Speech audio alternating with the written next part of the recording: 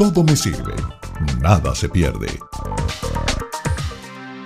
En esta época, las universidades venezolanas se encuentran en proceso de selección de los nuevos ingresos y, por ende, los estudiantes de bachillerato están en la fase de escogencia de la carrera con la que trazarán sus proyectos de vida. Para los jóvenes, esta etapa no es nada fácil. Escoger una carrera va más allá de inclinarse por un área del conocimiento. Es pensar en cómo se ven a futuro. En este punto, el apoyo de los padres es primordial, pues son quienes deben acompañar a los muchachos en esa ardua tarea de elegir. Pero, ¿qué pasa cuando los padres no pueden cumplir su tarea de acompañar?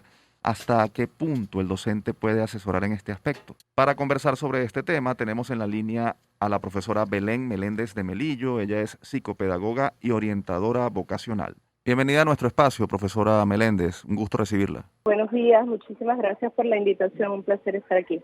Profesora, ¿es normal, es común que un bachiller ingrese a la universidad sin saber realmente lo que quiere estudiar?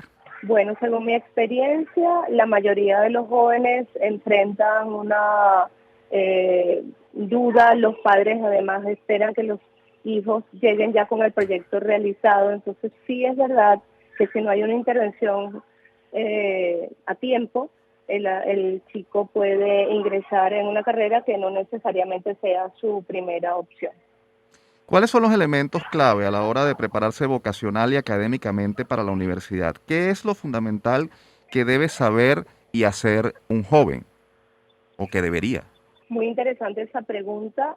Desde mi punto de vista, el trabajo que vengo realizando en los últimos 25 años, recomiendo que los jóvenes desde el ingreso al bachillerato tengan clara la razón por la cual están estudiando. De hecho, siempre les hablo en las charlas que he tenido oportunidad de dar, les hablo de la caja de ahorros, pero que esa caja de ahorros tiene el promedio, tiene las notas, ¿sí? Y con eso es que van a trabajar para trazar el proyecto escolar. Indudablemente, pues la educación de los hijos es un proyecto de familia. Entonces la presencia y la participación de los padres y la búsqueda de una alternativa de orientación vocacional son bien importantes para que sea una elección eficiente y lo más precisa posible. ¿Qué errores suelen cometerse en este proceso de selección de carrera para ingresar a la universidad? ¿Cómo además se pueden evitar? O sea, los errores, por ejemplo, dejar el proceso para mediados o final del quinto año de bachillerato.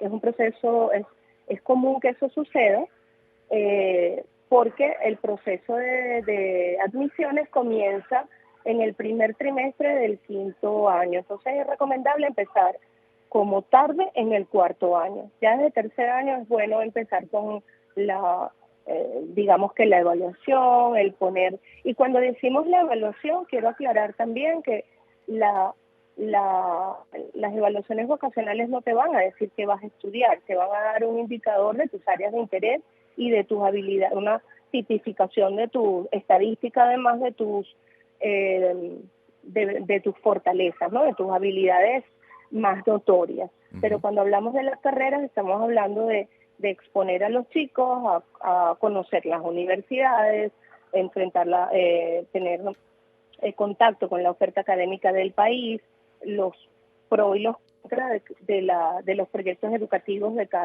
que nos ofrece el país. Y luego de eso, pues la preparación propedéutica tiene un proceso de tiempo, ¿no? En la que ocurre la asimilación, porque muchos creen que con lo que saben del colegio es suficiente para ir a presentar. Eso no es así, porque no están preparados para pruebas de 2 horas. Primero la parte emocional, ¿no? Y luego el instrumentar los conocimientos escolares para el tema de la admisión, ¿sí? Entonces, ¿cómo se pueden evitar? Sentándose en casa, poniendo sobre la mesa los tiempos, el proyecto de familia. Hoy día otro de los errores comunes es empezar a buscar opciones fuera del país y después conocer la oferta académica de Venezuela. Eso es un error común. Profesora, la UNESCO manifestó recientemente preocupación por el retroceso que hay en el proceso de aprendizaje de niños y jóvenes como consecuencia de la pandemia. ¿Cómo ha irradiado la problemática del confinamiento y la pandemia por COVID-19 la preparación vocacional y académica para el ingreso a la universidad? ¿Qué ha observado usted como experta? Sí, importantísima esa pregunta. Sí hay un retroceso básicamente en la madurez del pensamiento, tanto el pensamiento lógico matemático como el razonamiento verbal. Entonces, ¿por qué? Porque tenemos 2 años escolares con vacíos, con vacíos. Hay una alteración también del proceso evolutivo, el hecho de que estuvimos fuera del roce, de la interacción social, hace que los procesos sean más lentos, ¿sí? Entonces, en el nivel de abstracción verbal y matemático, pues baja indudablemente. Entonces, tenemos jóvenes bachilleres inmaduros. De hecho, acabo de tener una reunión con una profesora de 4º año de castellano y le hablaba de adecuar las exigencias, porque yo puedo ser un profesor de 4º año y situarme allí, pero mis alumnos tienen un nivel de desempeño cercano a un primer año en el primer lapso, o sea, más cerca del 2º año que del 4º año. Y eso determina, pues, el desempeño y la comprensión del proceso que van a vivir. Estamos conversando con la profesora Belén Meléndez de Melillo. Ella es psicopedagoga y orientadora vocacional. Profesora, hablábamos de la importancia del rol de los padres en este proceso de ingreso a las universidades de los jóvenes. Ahora bien, no son pocas las veces en las que se observa que esos padres están tan desorientados como los hijos en ese proceso de preparación para la universidad. ¿Por qué pasa esto? ¿Se puede hablar de desinterés, de descuido? ¿Qué sucede allí? Primordialmente lo que sucede es que estamos apegados a viejos patrones. El común denominador de los padres que dicen: a mí nadie me ayudó, yo llegué a la universidad por mí mismo. Consideran que sus hijos son inmaduros y son indecisos y que no tienen claro su rol, el rol que deben desempeñar como estudiantes casi universitarios, ¿no? Lo cual es un error y ocurre por falta de información.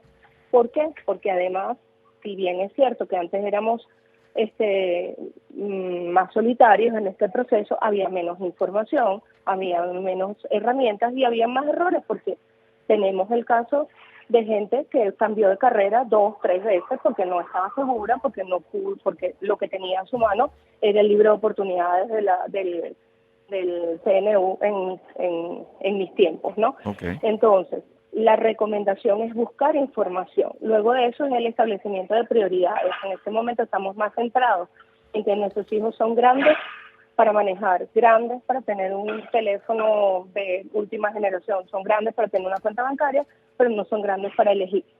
Entonces, todo esto ocurre porque, bueno, crecen los chicos, pasa el tiempo y se da por entendido que también está el error de pensar que el colegio va a hacer eso, ¿no? Claro. Entonces, si bien es cierto que los departamentos de orientación pudieran tener un rol importante, un rol bien productivo en este caso, pues, bueno, creo que se han quedado apegados al tema administrativo, al tema de la documentación para la OPSU, y no hay una intervención en la población estudiantil con miras a la universidad.